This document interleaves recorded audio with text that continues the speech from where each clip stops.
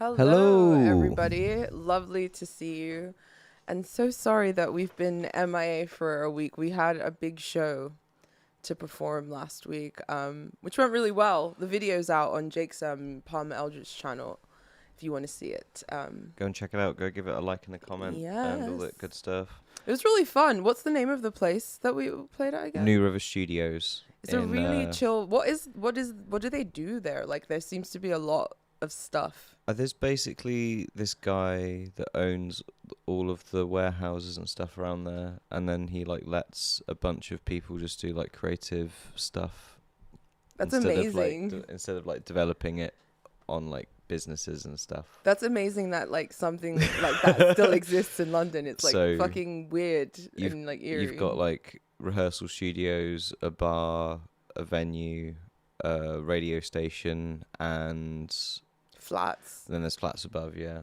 A place where people knit Afghans or whatever. Yeah, and then there was all these other workshops and places down the There's down an the way. arcade. And there's an arcade down there as well now, which is great. Which is really good because it's probably the most comprehensive arcade you're gonna have in central London, and it can exist like that because there's this guy that just owns just do all this cool stuff there. You're like, cool, that's awesome. Yeah. Well, it was a good show. First big performance. It went down well. And we only had a day to rehearse before.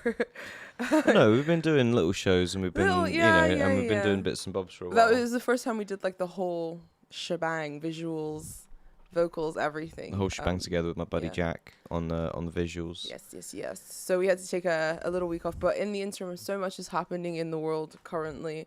We would need to do a podcast a day to be able to it would need to be the news. I think that's kind of why I've also been avoiding it, because it's you would have to be the news. It's just too much. Yeah.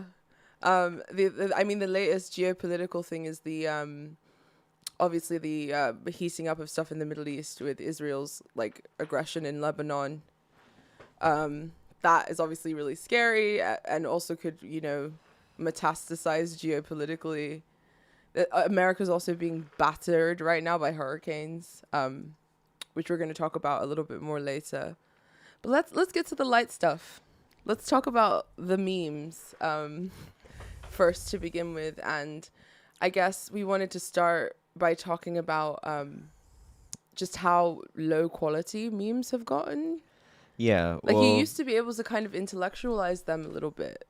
Meme culture has become incredibly vapid and not really about anything. Yeah. And I think maybe that's kind of partly to do with memes being used in psychological warfare for since 2016 and stuff like that. So a lot of people became fatigued maybe perhaps with any kind of deeper meaning within a meme. But so now you've got Mudang and Hawk Tour and these kinds of things for this year, which have kind of just epitomized, I think, the shift from any kind of meaning to vibe. Yeah, true. The vibe shift is to vibe. Yeah. Vibe is now the thing that is primary currency. It's a vibocracy that we live in. Yeah. And now this is why all of our memes are shit and all of our movies are shit, because they're all trying to just go for a vibe instead of kind of try to make good art or do something good or funniness or say something or make a joke. Memes used to at least provoke something. Now they're just a vibe. Yeah. But I fell prey to Mudang, I'm not gonna lie. She is super cute, and I think people just kind of want a little bit of a distraction right now because things are so heavy. And we're about to show you what's the name of the station, the Today Show clip. Yeah, I mean, this is on NBC. Yeah. NBC, and it's not even just oh, look, we put a little reel together of this cute little hippo that's going viral on the internet.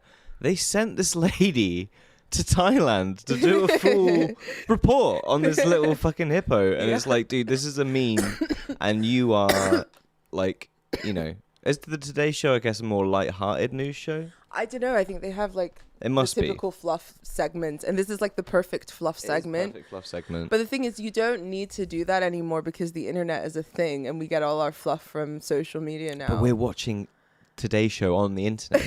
Yeah, right? We are. Look how cute she is. Oh my gosh. I also think it's because the younger generation, like millennials, we don't have children, so we're all just like projecting our maternal and like paternal instincts onto this like adorable pygmy hippo. Well, we also like live in rented apartments mostly, so if you're lucky enough to have a cat, or if not, like a fur baby, unlucky basically. Yes. But she is cute. I totally get why people would fixate on her, because Looks like a Star Wars creature, just like how like sort of little and sweet. I'm in love, and I do get it, because things are so fucked up right now that it is just this cute little aquatic creature. But what I mean by the vibe, like memes are vibes now, is more like how I guess how memes like really kind of took off on the internet was those kind of reaction memes, if you know what I mean, like Velociraptor and like fucking what was ancient memes, Unfortunate Mike, whatever it was, or it was like and it was kind of just like stupid shit, and then like, but there were still kind of things that you either it would like relate to a reaction that you could kind of relate to or something like that, whereas now it's just kind of like it feels more like the seagulls in Finding Nemo. And just like something cute or like silly happens. And then everyone starts to repeat. And everybody goes, my, and it just goes well, like not a just fucking that, Mexican there's an wave. incentive. And I think the incentive that's driving this sort of degeneration in meme culture is the profit incentive. Because there's this sort of drive to go viral because of the amount of money you can make from, going viral. And like, for instance, Sephora has decided to capitalize on the Mudang thing. Do you want to show them? Oh, yeah. Sephora has a blush. This is on your Christmas list. Yeah, this is definitely on my Christmas list. Oh, no. I pressed the wrong button. Yeah. Well, see, she has little pink cheeks. There we go. Yeah, this is definitely... I want Santa to put it in my stocking this year. I'm demanding it now. Wow. Demanding it. But yeah, $1,000? It's not $1,000, is it? Or is this like in Asian money? Asian money? Like Asian money. I'm pretty sure. Okay. I'm not. I don't think. I don't think it's $1,000. That's a lot for a meme makeup. I still want it, even if it was $1,000. I still want it, because I think me and Mudang have like a similar round features. So yeah, I would get it. But yeah, so that's being capitalized on now.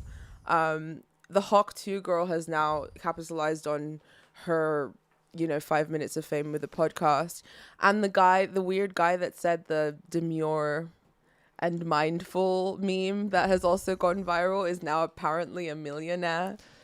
How that's possible, I don't know. Like, do people just give you money for saying the meme? Well, I'm confused how this person has become a millionaire. I don't really understand it either, to be honest. Like with the Hawk Tour girl, it like makes sense because she got a deal with Logan Paul or whoever the fuck it was. Some like troll on the internet or whatever, one of those fucking terrible influencers. Yeah. And so she's some part of like some network that's already got a deal or whatever. Yeah, and it's like, Yeah. And so she like that now that makes sense how you've like made money with that. Yeah. Right? Yeah. But just sort of having a random... I think saying it's kind mindful and demure. Can we show the meme? Did you pull it up? I didn't pull the... You're the worst intern ever. You're so fired. You didn't send me the mindful and demure one. You're so fired. I've got the Hawk Tour. Who trailer. wants to be our intern? I've got the Hawk Tour trailer. Okay, let's show the Hawk Tour trailer, and we'll get to the chat in a second. I can see stuff is happening in the chat. She's literally doing anything to stay relevant. Does anyone actually give a fuck about her? Why are we keeping this girl relevant? Your 15 minutes are up. Your joke was funny for 2 days. Stop. Y'all really thought I was done? I'm just getting started, baby. It smells warm. F*** you. Yeah. What's one move in bed that makes a girl go crazy? I'm Haley Well. A little while ago, my life took a complete left turn and it changed forever. And along the way, I realized that everybody's entitled to their own opinion. Well, now it's my time to talk. Check out my podcast every week, Talk to Her, where I'm sitting down with the coolest guests and having actual conversations with them. And Pookie. Who is Pookie? Who is Pookie? He may stop by too. New episodes every week. Subscribe to that thing. Oh my. we just make these people. Do you know what I mean? Like we just make these people, and I think, it also kind of like contributes, I think, to a wider thing of like people feeling shitty about like their shitty job and getting like fucking getting no like, money underpaid. for it, and then like some random chick can just say some random shit in the street and it goes viral on TikTok, and then she gets all this money and shit. I feel sorry for her as well because I think she's 21. She's very young. She had Bill Maher creeping on her. Yeah, oh my God, I saw that. Yeah. Jesus Christ, has he no shame whatsoever? I mean, he was there like being like a horny fucking 15-year-old at his fucking big age. You're some beautiful young woman. Oh my God. You got the world at your feet. Oh God. It's like, what are you doing, Bill? What is this? How did you think you were going to be able? Rock hard the whole time. It was just so gross. How did he think he was going to be able to like talk to her for an hour? I don't know, man. It was just the most uncomfortable thing I've ever seen in my life. So everyone's saying that you look like Diana Ross. Oh my goodness! Stop it! Hang on, let me see who said that. Mary said that. Mary, oh my God, you're the sweetest. I love you so much. You make me blush. Meme culture imploded post-COVID. I agree, Sid. Yeah, definitely. Yeah, it feels like that's kind of around the timing. It's produced by Jake Paul, her podcast. Okay, there we go. Thanks for the correction. We need to get Mary on the podcast to talk to us about Joker. Oh God.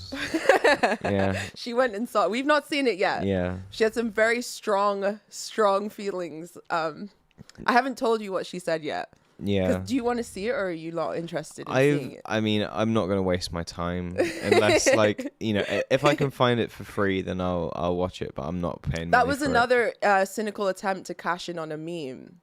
In a way. Well, I don't know. Because the movie in and of itself was self-contained. It was done. There was no need for a sequel, but it sort of took off in the culture, in the zeitgeist. It became a meme. I did the dance a few years ago. There was one more meme I wanted to chat about before we move on to movies, because I feel like the two are. I kind of like getting called white trash. I do too. Lady, fuck off. This fucking mouse has got a back button on it, and I have to operate it with my left hand. It's like a weird, like, robot mouse. It's a cool mouse, but I have to operate it with the wrong hand when we do the podcast because of the way our flat is and our little setup is. So I hit the wrong button sometimes. There was also this little scene from fucking Australia, which I thought was just like... Is this Aussie? Yeah, this was crazy. Today I rise to address an oft-forgotten segment of our society. I speak of Generation Z, who will be playing a substantial role in the next election, and Generation Alpha, who will start to come of age the election after. It is for this reason that I shall now render the remainder of my statement using language they're familiar with. To the Sigmas of Australia, I say that this goofy-air government have been capping, not just now but for a long time. A few of you may remember when they said there'll be no phantom tax under the government I lead. They're capaholics. They're also yapaholics. They yap non-stop about how their cost of living measures are changing lives for all Australians. Just put the fries in the bag, little bro. They tell us that they're locked in on improving the housing situation in this country. They must have brain rot from watching too much Kai Cenat and forgot about their... You're the epitome of brain rot. I feel really old now. This is in the Parliament. This is really crazy. On an official this is really record. Crazy stuff in the government happening in somewhere, the world right now. Plans to ban social media for kids under 14. If that becomes law, you can forgo skull emoji all about watching Duke Dennis or catching a dub with the bros on Fort. Chat, is this Prime Minister... What now? I feel so old. How did this happen? How did I get old? She just addressed chat in a government speech. Chat in the government speech? Yeah, look, you missed it. Oh my God. She just yeah. Look. Dennis or catching a dub with the bros on Fort. Chat, is this Prime Minister serious? Even though he's the Prime Minister of Australia, sometimes it feels like he's the CEO of Ohio. I would be taking an L if I did not mention the ops who want to cut WA's ops. Yeah. Did she just say that she's got ops? The ops, yeah. Wow. Tax and services tax. The decision voters will be making in a few months' time will be between a mid-government, a dog water opposition, or a crossbench that will mog both of them. Though some of you cannot yet vote, I hope when you do, it will be in a more goated Australia for a government with more aura. Skibbity. Oh man, amazing. Oh man, bravo.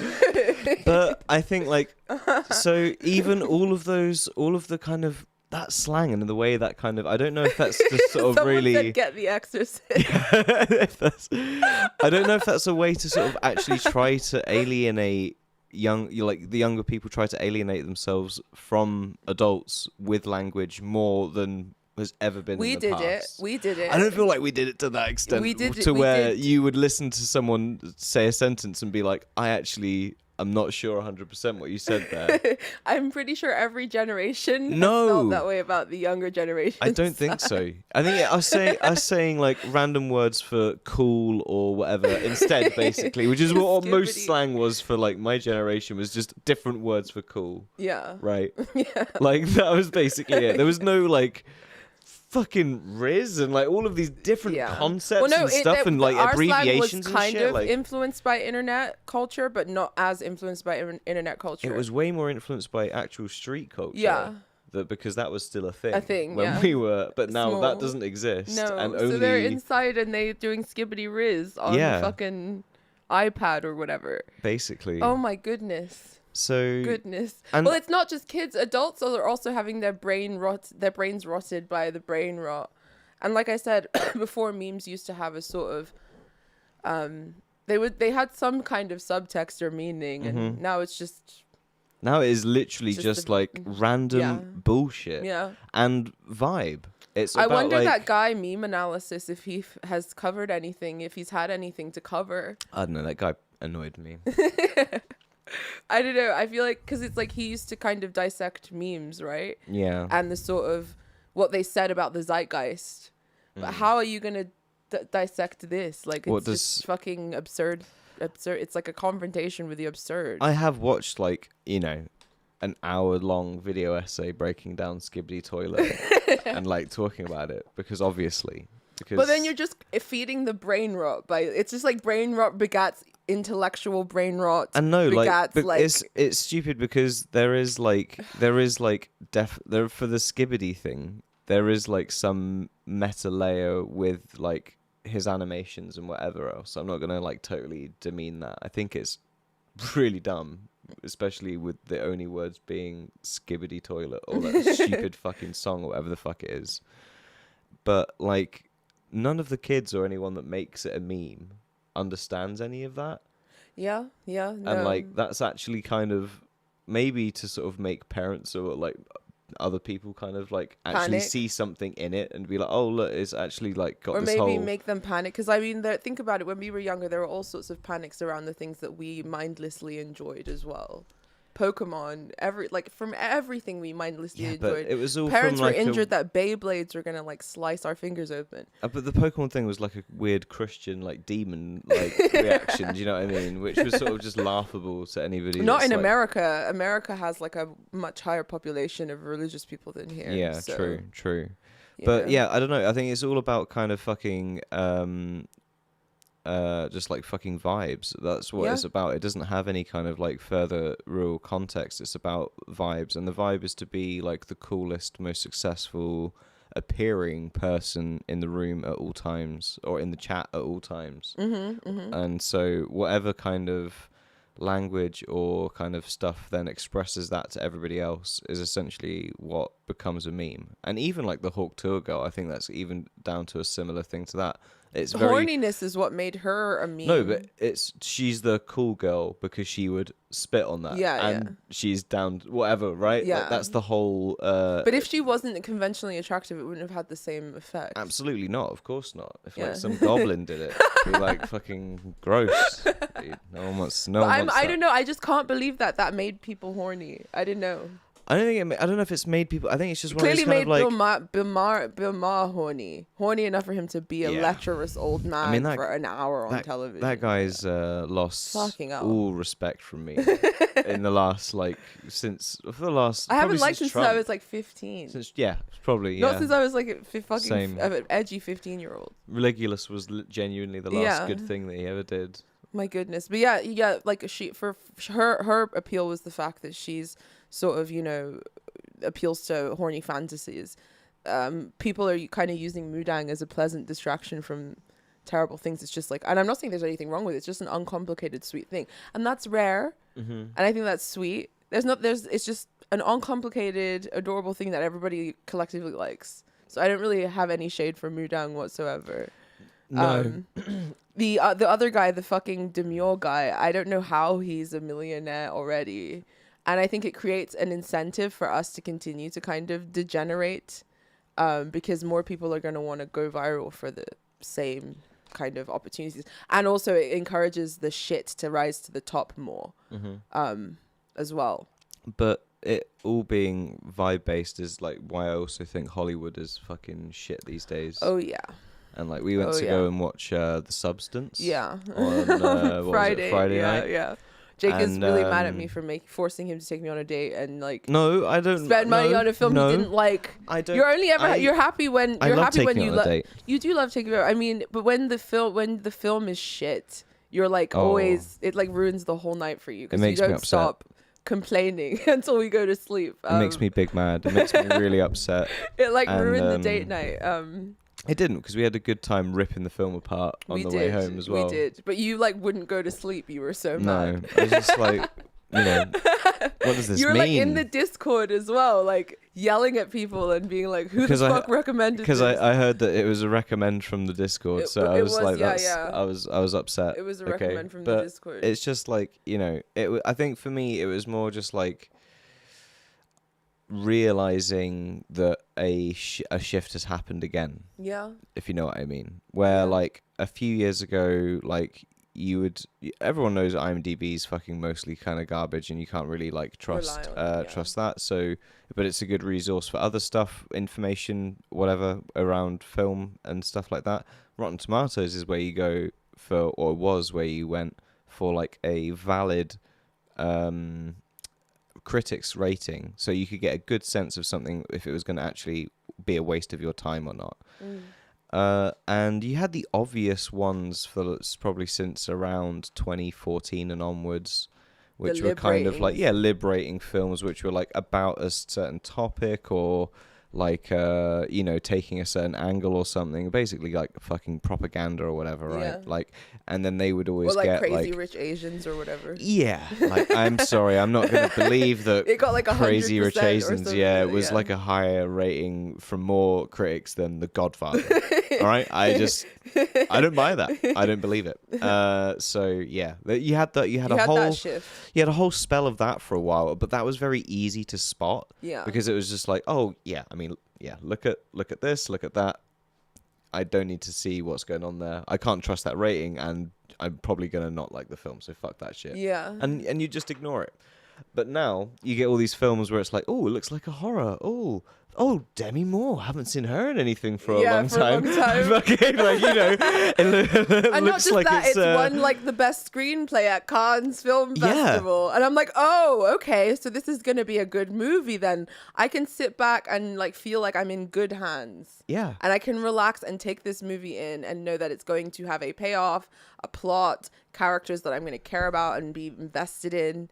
It's going to pay off what it delivered. And we got Saltburned. Yeah, we got Saltburned again. And it was Saltburn was at least made by someone competent that knew, like, how to put it together and it not be actually, like, almost like a student level script and, like, level of writing. Okay, but, like, fucking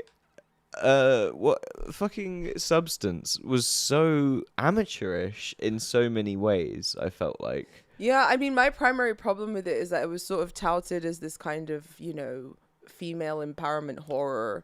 But I didn't understand that at all. I didn't get that at all from it. In fact, it felt more like a hag horror.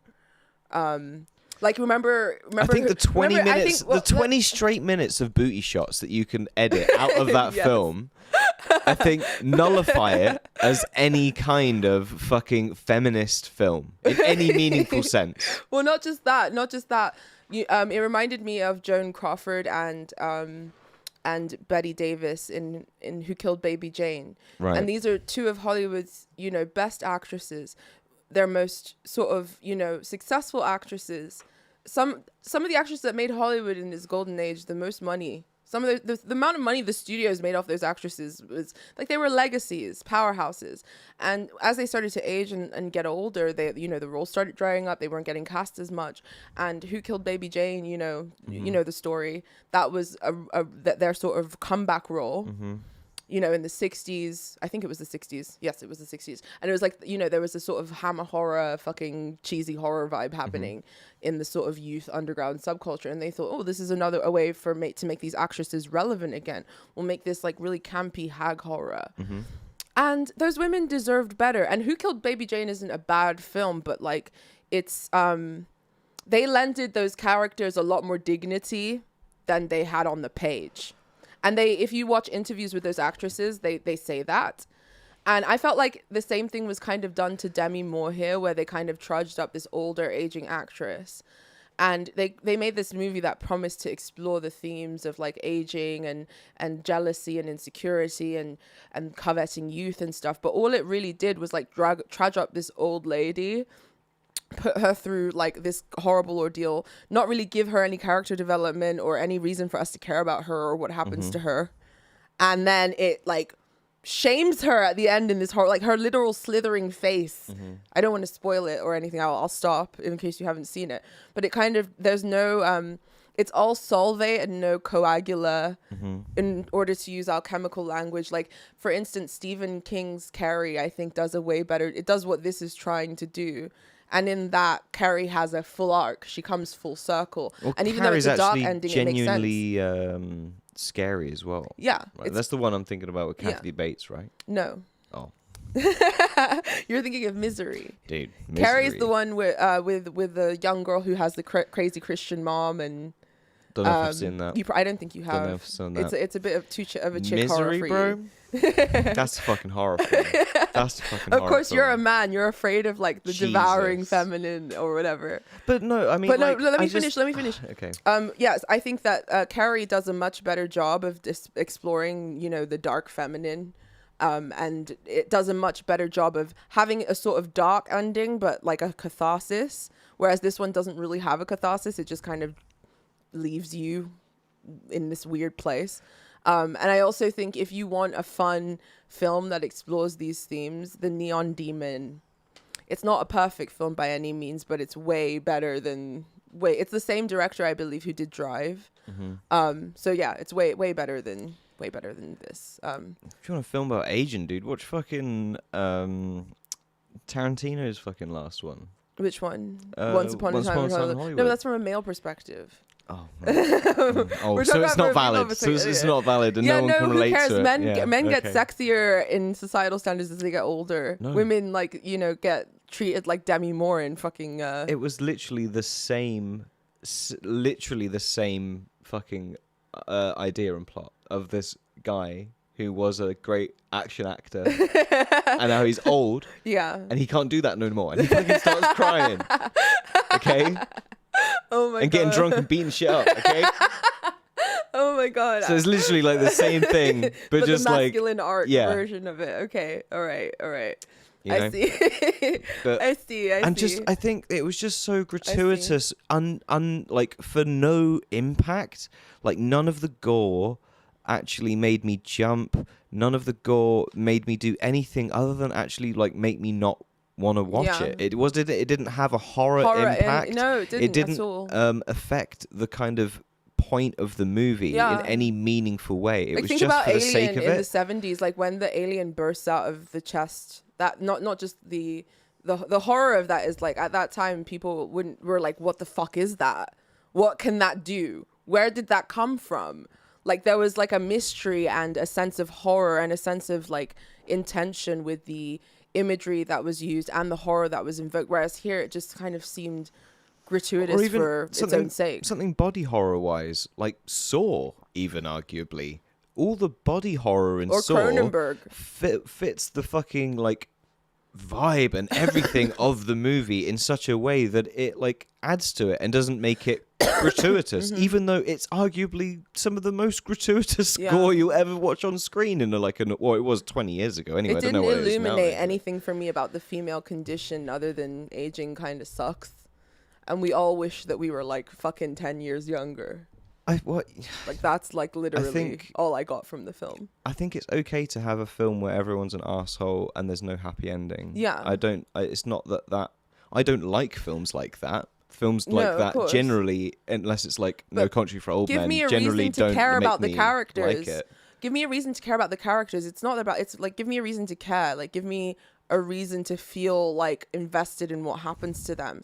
And Demi Moore's character doesn't have many redeeming qualities. She doesn't have anything that makes me attached to her. I don't like her. I don't dislike her. I'm very indifferent.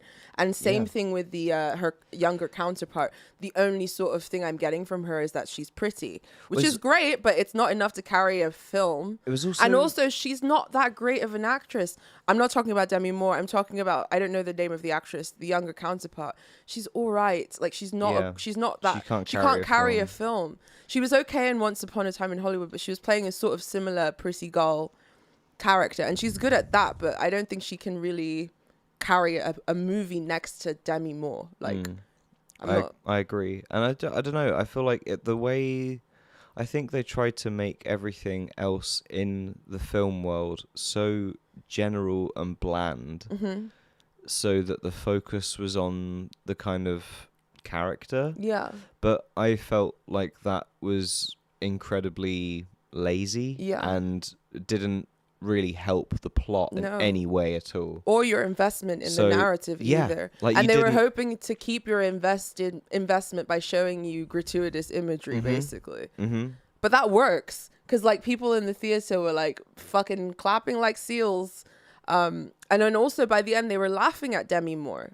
Lots of people were sort of, and I wondered if that was the effect the filmmakers wanted the film to have, was for them to be laughing at this It should have also pathetic old woman. It should have also ended at least half an hour. It had almost 3 different points in the last half an hour of the film where I was like, "Is it done?" in which you could have just gone, "There we go," and like gotten rid of And there's also a big long fight, a fight that is way longer than it fucking needs to be as well. Well, so as soon as, because you said like jokingly in the theater, "Oh, like They Live." Yeah.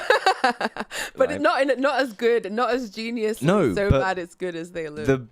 My biggest stan reason for John Carpenter and why that fight scene is 20 minutes long for him to put on the glasses is to emphasize the struggle of like gnosis and like someone that doesn't and the kind of and trying to make someone kind of break through and all of that kind of thing. And that is like a really key central motif and like theme in the film They Live. Yeah. And so that's kind of like this film was all vibe and no thematic resonance. That's my like film nerd way of justifying John Carpenter's creative decisions. But this film was all vibe and I didn't really see much thematic resonance. Like for instance, they used a carpet similar to the carpet from the Overlook Hotel, and it's like, why? For what reason? Because cool reference. And literally, I've seen people on Twitter like, "Ooh, look at the comparing and contrasting the images." And me like, "This is artiste fucking." I'm like, Letterboxd has ruined film culture. Zoomers as well have ruined a lot of film culture. A24. I think athletes are replacing storytellers. And I think the same thing that's happening to memes is happening to cinema right now. And speaking of Joker Folie à Dieu, again, like I said, it's another sort of a cynical attempt to capitalize and further degenerate something that ended up becoming a meme in the culture. I think social media and the way that we engage with like even film trailers or clips of media and stuff like that now also has TikTok. Like had a massive influence on the way that movie studios are thinking about movies and the way that they need to construct them, basically. Even in Saltburn, the dance was meant to be copied on TikTok. They're thinking about things in this way now. And lo and behold, as soon as the film came out, you saw people in their like rich houses in Knightsbridge copying the psychopathic naked, well, not actually naked, but just like the dance to the stupid Murder on the Dance Floor song. And again, like the fucking weird penguin things in Finding Nemo. That song was everywhere last year. Everywhere you went, every shop you walked into, all you could hear was Murder on the Dance Floor. I think that film... It's really... like we're losing our subjectivity and in differentiation. Like everyone's kind of becoming this weird, undifferentiated fucking... It's interesting because it's like, is using that track that is obviously such a banger. Yeah, like, I love that song. Is using that track a good creative choice or something you're relying on to drive and make a meme, both marketable moments and like all of these things? And actually, if you took away kind of the meme level song out of Saltburn, what were you left with? Just some dickhead swinging his cock around and drinking cum out of a bath. Yeah, like it's actually kind of crazy empty. It literally is so crazy how empty and vapid and just horrifyingly just. And this is what is now being given the best screenplay at Cannes Film Festival. I'm really like, the bar is so low now. And then on top of that, Megalopolis, which I'm not going to see because I don't give a shit. As soon as I saw the Adam Driver club scene, those of you who know. That's what I say to you. The girl Missandei from Game of Thrones is in it. And she's also not a good actress, but she's also very pretty as well. She's one of those people who's so nice to look at, but should just like have a few lines. But she obviously is quite a heavy feature in his film. And it just shows how much people are invested in aesthetics now rather than like storytelling, performance. Cast a slightly uglier actress. I don't care. Let her act. Like, let her have some fucking chops. Or get an attractive actress that can fucking act. It's not hard. I don't know. It's also just the crazy amount of money he spent on it to sort of make something so I mean, should be experimental and whatever. I kind of understand that. Try to push boundaries. I understand that to some sort of an extent. But, like, if you're trying to release a movie internationally and you've got, like, A-list level people in it and, like, all of that kind of stuff, that does come with, like, a level of what you would call conformity, I guess, or at least structure and whatever to kind of like fit creatively working with the constraints of the industry. It's kind of like, which is what Todd Phillips ironically did with the first Joker, and that was only $50 million, right? The first Joker. And it made $1 gajillion back, which is why it confuses me why he would make this cynical, disgusting move and sort of spit in the face of his art. But I don't know, we'll save it for when Mary comes on to talk to us about it. But it's also confusing why, if you could make a film that looks not just like performances and everything else, because yes, Joaquin Phoenix is amazing, blah blah blah blah blah, but how that film actually came together in its look, that was kind of one of the more talked about things about the Joker, and the way that they managed to accomplish that for such a low budget. Like, you've got a filmmaker like fucking Coppola, dude. How is it that he could have double the budget and just like go like, is it just like old age narcissism or like, out of touchness? I think maybe that's a bit of it. It seems like Adam Driver's character, from what I'm seeing, is this sort of like Apollonian Ubermensch or whatever, who thinks he's, and it's this whole like pontificating piece about the rise and fall of empires. And I think he's just like in the stage of his life where his like brain is degenerating, but his ego is still as large as it was when he was a young man. And he sold his fucking vineyard for this shit. I mean, it's sad. Sad. He's made some of the best movies ever. Yeah. Of all time. There's like no doubt. But he's out of touch. Like, he was in touch with the zeitgeist of the 70s with Taxi Driver and like portrayed alienation in a way. He didn't do Taxi Driver. That's fucking Scorsese. Sorry, I'm thinking of Scorsese. I'm thinking of Apocalypse Now. Yeah, he did Apocalypse Now. Dude. When he did Apocalypse Now, he was sort of portraying like, you know, the gritty zeitgeist of, you know, the Vietnam War and all of, and that whole period of like American history, in contrast to the era of directors that came before him in the golden age, which was all about escapism and dreams and, you know, romances and this and that. So he had a very important like moment. But like, I believe in what Tarantino says, that artists should retire before they like destroy their legacy. Even Coldplay have accepted that. Which, you know what, guys, you could have done that 6 albums ago. For me, you could have done that 6 albums ago. But they've drawn the line at 12. Which, you know what, I can't remember what the reasoning was. It was something like the Beatles only had like so many albums on this and that, and like, they named a couple of other people. Don't compare yourself to the Beatles. Yeah, I know, which is crazy, right?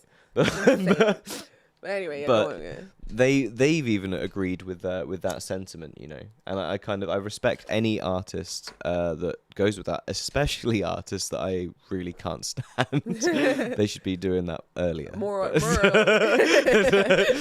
Taylor Swift should have done that like 4 years ago. Taylor Swift should have done that when she bought her like masters back, or whatever. That was the point. Just like knock it on the head. We don't need you to No one's classy like that anymore. No one again. just cashes in and like sort of classily dips out. I know. What happened to the one-hit wonders? Do you know what I mean? You know, everyone wants to stick around now. I think for way long. And Lady Gaga Gaga is another example, and she ruined Joker. She's somebody who's been around way longer than she should have been. Because I was thinking about it. Because I've just had my Saturn return, just turned 30, so it's only just dawned on me that I'm like not a kid anymore. So I'm now like looking back on yesteryear, and I'm like, she's been around since I was in high school, and she's not done anything particularly like. But she's treated like this sort of like idol goddess or whatever. And this is what happens when you inflate people's egos. And I mean, I want to kind of bring the Diddy thing just to tie this like little conversation up. Wait. Is that people... Oh, I've got creds for hating on Lady Gaga. Okay, okay, go on. I've hated on Lady Gaga from the very beginning. From Poker Face. You weren't even a little from monster one time. No, like I was like into Pantera at the time, and you're like so you know cool, Jake. a lot of heavy metal and shit. And so when Lady Gaga came around, I thought I was like, this is fucking lame. And if you're into this, you're fucking lame. And somehow she ended up on like Guitar Heroes and all sorts of shit. And you're just like, why? How even why in the are you slightest? In the Joker? What is it? Why are you being pushed on us so much? But even then, going back to the whole Diddy thing, because I want to kind of tie this up, the death of Hollywood stuff with this thing. You know, in Hollywood, in the entertainment industry, in all this sort of industries, most of the people, if not maybe even the majority of people in the very high positions, are not there due to merit. And if you're getting rewarded without having to do the work, then when trouble comes, you're going to also think you don't have to suffer consequences when consequences roll around as well. And I think that's why a lot of dirt happens in Hollywood, because they just inflate these people to absurd degrees. And also it's this sort of hive mind, like I was saying, this lack of differentiation, this cultural need to fit in and to like what everyone likes and to have your tastes approved of. And these people kind of take advantage of that and like have been able to create an environment of such mediocrity. Mm-hmm. And now it feels like people are only just starting to wake up to it. Mm-hmm. These people think the sun shines out of their ass, and they're being told it does. They're being given awards for this shit, you know? And it's only going to get worse, and it's only going to continue to degenerate. So I don't know. I think that a handful of really interesting things happen in the world of cinema in the West anyway. A couple times a year, there's like something that'll impress me. But for the most part, I'm getting my nourishment from other sources at this point. I'm hoping that Bong Joon-ho's new movie with You're looking Robert Pattinson is going to be good. Wait, what? I didn't know that was happening. What? It's a comedy with Robert Pattinson where he plays twins. Oh wow! Okay. And it looks quite fun. So I've got like that's the one that I'm like I might go and see that. I don't want to go to see a film for the rest of the year. I'm not getting salt burned again. If I pay to see that movie at the cinema and it sucks, I will not go to the cinema next year. And people don't even. I don't want to rant too much. New movie. People don't even know how to act in the cinema these days. There's people on their phones. There are people talking. I nearly fought someone. There was fucking people there. We were spoiled. Let's put it this way. We were spoiled for our 20s because we had access to literally the greatest theatre in possibly in the world. Yeah. Definitely in Europe. Yeah. But, possibly. And now we have to share theatre with a hoi polloi. Yeah. Which is annoying. And someone was there in their fucking Snuggie. And it's like, come on, man. Like this is the cinema. This used to be like a communal gathering spot. People used to get dressed. It used to be an appropriate date. And it's sad to be on a date and to see people like, I just feel like post-COVID, a lot of things have gone downhill, including cinema culture and etiquette. And unless I'm going to a really nice one, like unless Mary's getting me comps for Picture House Central, I'm really not interested in like going to an Odeon or anything like that. Like, which is what we ended up going to see this movie, and it was a really bad experience. Yeah, but I don't. I think if the film was good, that movie theater would be fine. But like the movie sucked, dude. The movie sucked. And what are we watching the other one, the Dune 2? Yeah, we watched Dune 2 in I there thought as that well. kind of sucked. That was as also well. shit too. That was a waste of money. Yeah. You know, like I don't know. It's just maybe I'm just not on the vibe. Maybe we're just getting old and we're not on the memes. I'm not on the vibe. No. And so I don't relate or get modern cinema. I'm That's okay just sort of how it though. is. I'm okay with not being on the vibe. I'm creating my own vibe, so I'm fine with it. But yeah, let's move on to the next topic, which is a little bit less light. America seems to be getting pounded with awful deluges, and there's been, a lot of casualties and a lot of damage. Some people are saying that this is like worse than Hurricane Katrina. And here we have Kamala Harris, who has not really been like on the ground particularly. She's been more kind of campaigning. But this is the statement. Where's Joe Biden at? I don't fucking know. Apparently he went. Apparently president? he went. They shot him full of, compound Amphetamines. V, and they fucking sent him off to Florida to, do some To photo go, ops. to go and wear another Trump hat. Did he wear a Trump hat? Yeah. Literally 2 days after he was stepped down Oh my god. from the race or whatever. Oh dear. He was at some event and some old dude was like, "Go on, put it on, man, put it on," and then he just did it and he put it on. Oh no, that's elder abuse. And he was like, dude, this guy, he just doesn't give a shit anymore. He's out of it. He's done. He's fucking checked out. He's finally just given himself the permission to check out. Let's look at Kamala Harris's. Her silk press is pretty on point. Like her hair is always like bone straight. My hair is like the anti Kamala Harris. Do you feel like that goes in her favor or not in her favor for being black or not? I feel like if she just let it go a little wild like mine, then maybe they'd get off her back about not being black. But the hair is pressed. Yeah. It's pressed to a T right now. It's pretty crazy. And I want to thank the local leaders for together creating a task force-like response, knowing that we are at our best when we work together and coordinate resources, coordinate our communications to the maximum effect for the community that has been impacted. And the federal relief and assistance that we have been providing has included FEMA providing $750 for folks who need. There are people who have lost their entire homes. There are people who have lost all of their belongings. There are people who have lost their mode of transportation. There are people who have families with young children. $700 is like nothing.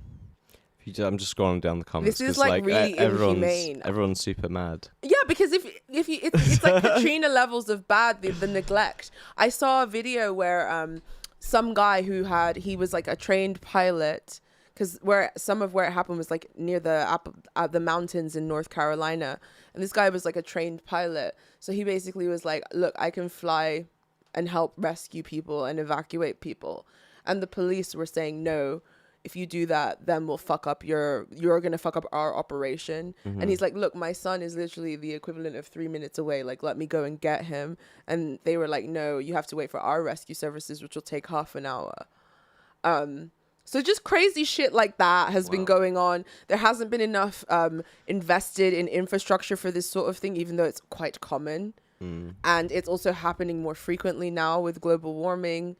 I saw there was just shows the sheer amount of neglect that Americans and I don't understand why they're so invested in the spectacle of all this shit when like you're not even human to the people you're voting for. Like they don't care. Not even just that. I remember seeing a clip of the CEO of some factory. I think it's like North Carolina is where some of the flooding and stuff. North Carolina, yeah. And so like obviously everybody knew the hurricane's happening on this day, right? And instead of telling everybody don't go into work that day, they said we'll issue a warning when you should leave. And some people died. And he like made some really shitty video in like apology, non-apology. Because if he made an apology, that would be like taking comparable like guilt, basically. Yeah. And so like it was just like, why wouldn't you just tell people to not go in that day? Yeah. Like it's not like this has come out of nowhere. Yeah. This is like not just God's not just gone. Yeah. Like it was tracked. Everybody knew that this was coming and like happening on this day. Someone says, meanwhile, Israel gets 8.7 billion. Yeah. Ukraine as well. So much. And basic infrastructure, basic ability to take care of, you know, the country's citizens when they're hit by natural disasters. Just basic shit like that is unavailable, and people's lives are being destroyed. Yet people are supposed to care about rallies and vote for this party and that. Like, no. If I were you, if I was an American now, what I would be concerned about is my local community, those around me, those in my vicinity, and myself. Because that's all you can really control. And there's no guarantee anymore that any of the sort of wider societal structures are going to be there to protect you. And we've seen that now several times. I mean, Katrina was obvious, and Katrina's an obvious example. And that was so long ago, and that was such a catastrophe and such a scandal that you would think something like this would never occur again. But lo and behold, look what the fuck's happening. It just further reinforces the notion that right now you kind of have to really kind of get gritty with it in a way. Figure it out. Yeah. And that's what's happened, as in people are volunteering. People are evacuating people on their own. Communities are building dams. Like, that's what's happening. It's really, really, really treacherous. A smart man. I wouldn't know how to build a dam. Fuck. I wouldn't know what the fuck to do. I'm a city mouse. I would literally just be screaming and like fucking panicking. Especially if I got no internet to like Google how to build a dam. Do you know what I mean? I'd be pretty fucked. I'd be pretty fucked as well. I think my literal idea would be to go and try and get some beavers and hope that they like do it. Figure it out. And they're like, you know what I mean? Oh my God. I don't know. I would just get on a roof or something and scream until I'm rescued. Florida is where the Category 5 is heading towards. Yeah, there's another one now. And oh my God, like, and also this is a red state, as well. Like, as much as the Kamala Harris Biden administration has been terrible on this, has Trump spoken much about any of this other than to use it as a weapon against his rival? Like, Florida's a red state. I don't know. Trump doesn't really seem like the kind of person that is very happy to kind of open his wallet and just give a shitload of people money. But has he even paid it lip service in any form or fashion? Which is kind of what I think, I don't know, at the end of the day, is just like, they don't care about you, but these people needed for like pretty much everybody that's been affected by it. Yeah. Is like, it doesn't really matter because like insurance, all of that stuff, it's like they'll gyp you and not fucking pay you anything, or like it'll take fucking ages and arbitration, all these other fucking things, or investigation, whatever the fuck. And so everybody is gonna need like an immediate like injection of something to like help fucking. But $750 is not enough. Like, what the fuck is $750 in pounds? That's like $500. Well, it was like through the 2 years, didn't they like give people basically like $1,500 or something? Yeah. That was it. Yeah. Right.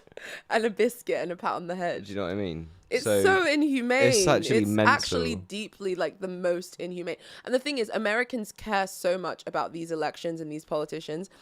They invest so much emotional energy into these elections and into these politicians.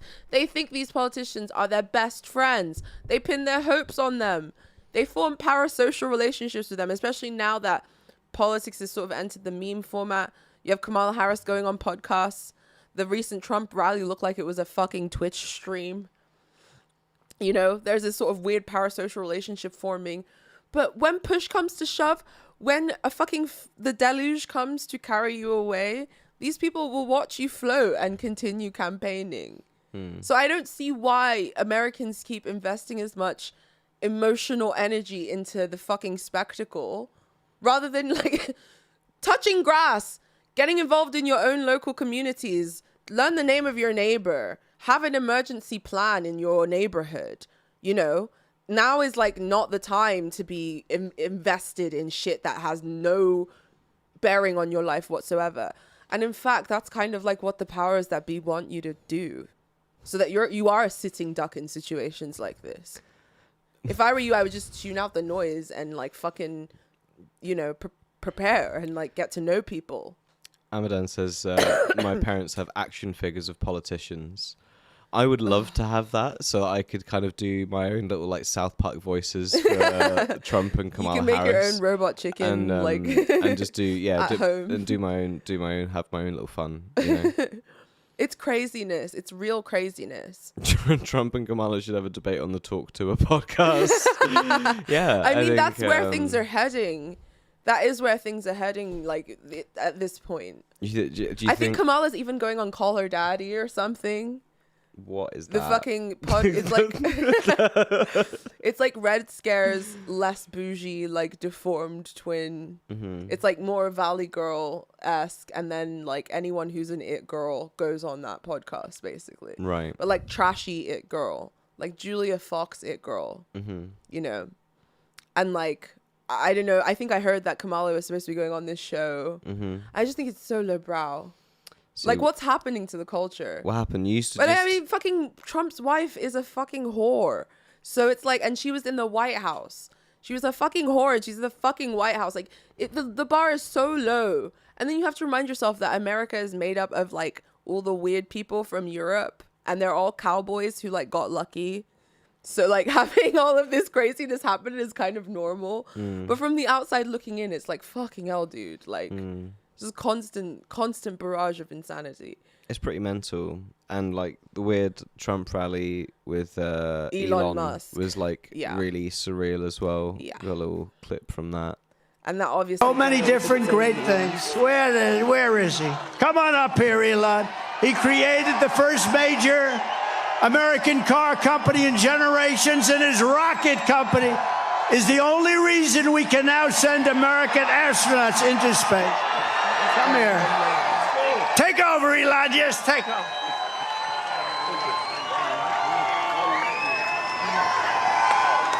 Hi, everyone.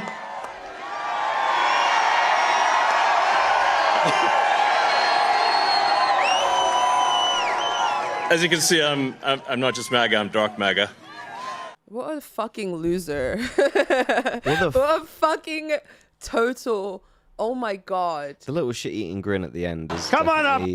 Not and good. the annoying thing about it's like he forces everyone to see his tweets as well on Twitter. Like he's so desperate to be liked and to be a celebrity and to be, you know, but no one likes him. Look, I'm gonna be honest, okay? That I'm not gonna hold that against him. Okay, because we're all human beings. And look at him. And if look at this, he's barely a human being in that picture. Look at this. Sure. This is a human being. But if you could buy your own social media platform, everybody was already and force everyone to look at my like pictures. Yes, you absolutely would. I don't think so. Yeah, you would. Yeah, you would. I don't think so. I'm not like a posty, like look at me, narcissistic kind of person like that. I don't really post pictures that often. What are you talking about? Where do I post pictures? You don't post pictures, but if you could, you would. No, I wouldn't. Because then you would, because you knew you would get attention if you owned the platform. The reason you don't I think you're projecting. I think you're the one who would be slutty on the TL. I think you're the one who would be slutting it up on the TL if you owned Twitter, Jakey Bear. No, I would be doing all of my deep contemplative thoughts and then making everybody see them, or I'd be doing disclosure and making everybody look at that. Oh my god. Oh my god. But yeah, like literally. But apparently, this sort of chummy relationship between Elon and Trump is kind of fake. You'll see why. Let's play the video. Ain't this shit creepy as hell? Like, how unsettling is this? This is Elon Musk at Trump's rally. What's crazy about this is that in 2022, Elon Musk tweeted, "For Twitter to deserve public trust, it must be politically neutral," which effectively means upsetting the far right and the far left equally. But literally 3 days ago, he tweeted, "Trump-Vance must win. I can't handle 4 years of seeing and hearing Kamala Walls. That would be cruel and unusual punishment." I mean, it's a good point that, yeah, he is sort of like, rah, Twitter should be politically neutral, but then he's like the owner of the platform, and every day he's like dark MAGA tweeting, and forcing everyone to see it. You can't like unsee his tweets. Like everywhere you look, his fucking tweets are everywhere. You've got to play it cool before you just grab the Ring of Sauron. Do you know what I mean? He's got the Ring of Sauron now, and he's like literally. He can't be there like, yes, we must elect Trump. Blah, blah, blah. But like as he's like grabbing the ring, okay, like as he's because at that time I bet he's like buying Twitter, right? Yeah, and so he's probably saying everything publicly to look like, oh, it's free speech. We want it neutral. We want to elevate, this as a part of this, whatever the fuck. Yeah. Right? And so now he's free to like mask off and be like, yes, no, actually, we need to do this. We need to obliterate the Democrats. Yeah. Fuck them.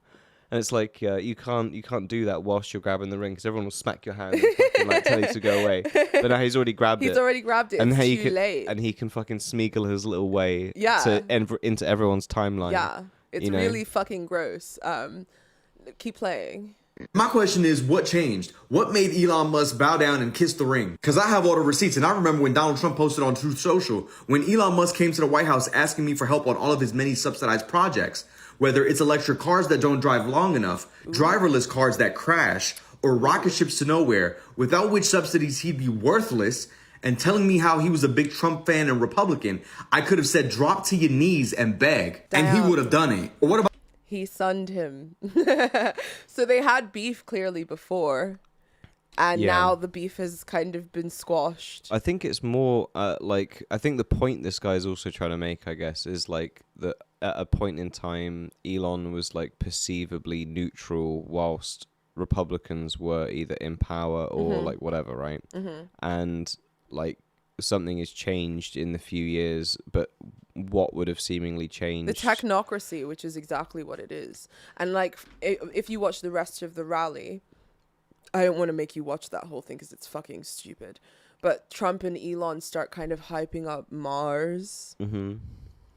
And he starts hyping up this idea that Elon is going to take America to Mars before China gets there. I don't know if you guys have been following the sort of through line of the sort of race to weaponize space that's going on with the major world powers currently. So it's not just that. There's also, AI, CBDCs, all of this stuff that sort of dark MAGA technocrats are trying to use the Trump campaign as like a Trojan horse for in that sense. So that's what's changed over the last few years based on culture war and all sorts of things. And that's why I'm like highly, as much as I hate this Disney Plus style Kamala Harris campaign, I'm also deeply grossed out by the Trump campaign as well because of all this like fucked up shit beneath the surface. Yeah. And the fact that they spent the whole rally talking about technological accelerationism basically. And that's the selling point. That's the agenda on the fucking ticket. And that's why they, despite having beef and Trump, I don't know how Trump could say this about him being a failed rocket man and having shit cars, while he could stand on the stage at his rally and basically call Elon the man who's going to take America to Mars before China. It's just like weird. I don't know. The whole Mars and like us doing that. This is the quantum reality we live in, isn't it? Because have we yet to go to Mars, or are there humans that are based not on Earth? I'm gonna start singing "Is There Life on Mars?" Right? If you're not careful. Like, or is there, like all of that kind of crazy deep state fucking UFO shit of them like fucking having UFOs and being like and kidnapping people and doing all sorts of crazy shit. If they have UFOs, dude, then they've been to Mars. If like even like that hacker from the early 2000s, that British like autistic dude, he hacked all these laptops and revealed like this spreadsheet that had non-terrestrial officers like listed on it and like all of this stuff. Wow. And I think his name's Gary McKinnon. If you want to check his story out, because that's fucking fascinating and like crazy, and he literally can't leave England and Wales because otherwise he'll be extradited to America. Damn. And given the death penalty. Damn. Like that's kind of like how hard like Julian they Assange. came. Yeah, no, like he was before Julian. It was like in 2001. Wow. And he did it literally because he was curious, and then through the process of him like getting in a lot of trouble, obviously, he got diagnosed with autism and stuff. Yeah. And it was just like crazy, dude. It's just like a really crazy fucking story. Really, really nuts. Wow. But yeah, if like that's the quantum reality we live in, right? Because if all of that stuff is true, then we've already done it. It's already happened. Like the deep state, all those people, they're already like progressing in all that direction in the way that they want to, and it's just kind of the narrative that they're willing to kind of drag everybody else, yeah, that's how I see it. You have the fucking obviously compromised Democratic Party on every level, and then you have the Trump campaign that's trying to absorb all of the quote unquote opposition, but really and truly it's just controlled opposition. It's even the same thing with the alternative media. All the alternative media is like part of this whole like Peter Thiel pipeline as well. So it's all trying to siphon all of the sort of dissident energies into controlled opposition. So those are the choices you're faced with in America. And then on top of that, like you won't be cared about by these people who are asking you for your energy and your time and your fucking investment. Which is why I say the best thing to do now is to invest in yourselves, your communities, the people you love, and those around you. That's like the best use of your time. I'd be so paranoid. I feel like that's why there's like a lot of hypochondria online, especially from Americans. Like they're always worried about their diet and seed oils and this and that. I would, because they don't have health care. Any little thing goes wrong and that could be you. And then there's also this like weird narrative of personal responsibility and rugged individualism. So if you do get sick, if something happens to you, it's still seen as you should have planned for it. You should have had a plan. You should have had this. And I think that you have to kind of reject that now and like get to know who you live around and like, you know, support each other. I think that that's a much better use of your time and energy and a safeguard for hardships than thinking your government's good. They don't give a shit about you. None of our governments give a shit about us. No. It's sad. It's sort of like the sorts of people that ends up becoming leaders are psychopaths as well. Crazy, selfish, like horrible, power-seeking, like arseholes, right? So like that's like most of the time, and it's not every time. It's not every time. There's outliers, there's exceptions, but like 9 out of 10, 9 out of 10 times, like it's going to be the case. So yeah, that's kind of unless we've got like systems in place which discourage all of those kind of like greedier ways of being corrupt and all of that kind of stuff. We need things that like actively not just disincentivize but like punish and like everything like that, right? Actual justice for corruption and things like that needs to be met. Yep, I agree. Someone says if there are seed oils on Mars, I'm not going. Brilliant. Is the seed oils thing like really real, or is it just like Twitter hypochondria? It's just the latest thing that everyone's getting their fucking tizzy about fucking bollocks. It's the same way that they were like, don't eat butter, eat like olive oil fucking replacement butter. And then years later they're like, oh no, actually just eating butter is really good for you. It's way better than eating that olive oil stuff. You're like, well, why would you just, what the fuck? For 10 years it was the other way around. Like, make your fucking mind up. Like, it's bullshit. It's all bullshit. So there we go. So he's like, it's bullshit. As soon as I say it's bullshit, it comes up in the chat. Bang. There you go. See? Well, fellas and ladies, we love you, but we have to leave you. But we will be back again, next week. If you haven't checked out my video on Robert Greene on Depth Diaries, go check it out. But also stay vigilant, because this Sunday there's going to be another video coming out, because it's the 2-week cycle. So go subscribe to me over at Depth Diaries if you're interested in my video essays and getting content there. I also have a course I'm teaching on psychic self-defense with Morbid Anatomy, which is this really cool New York museum. And they have a bunch of courses with great thinkers, writers, intellectuals, mystics, and I'm one of them. So if you're interested in purchasing my course on psychic self-defense for the digital age, or you want to get it for Christmas for a younger person in your life, maybe, who might be a little bit too online and who needs some guidance, it could be a great stocking filler. It's a bit of an expensive stocking filler, but you get my drift. And is there anything else that we need to plug? Check out our performance on my channel. Yeah. On the Palmer Eldritch Eldritch channel. I'm going to put all the links in the description once I've packed everything down. Because it's a great little gig, great little performance. I think. Yeah. And I did a Thunder Perfect, our version of the Thunder Perfect Mind hymn. Demo. It's still not in the works. Final version, but you know. We got some harsh criticism from like a big boy producer, so we're kind of reeling a little internally at the moment. You are. I'm not. It is what it is. Like, it is the fucking environment. We couldn't help that you were singing in front of the PA. And the mic is at a level to not get feedback, and it isn't the level that you'd want the vocal at. Did you say that? So it says, looking forward to seeing you guys talk to. Oh, mate.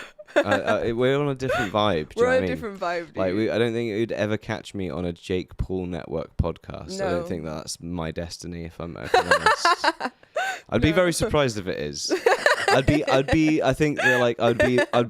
more end up on like the next season of Fish Tank or something like that. Oh no! Than Oh my god, no! You know what I mean? I would never let you. But I do this fucking like podcast. There's no way that he would fucking like have me on already because I like do content or whatever, right? Like that's. Are you not allowed to be a content creator? No, he like has people that like are to like like I think he tried last season with a couple of people that like are trying to do stuff or whatever, and it was kind of like a lot of try-hards. I think we should make our own version of Mystic and the Machine Tank where we like select.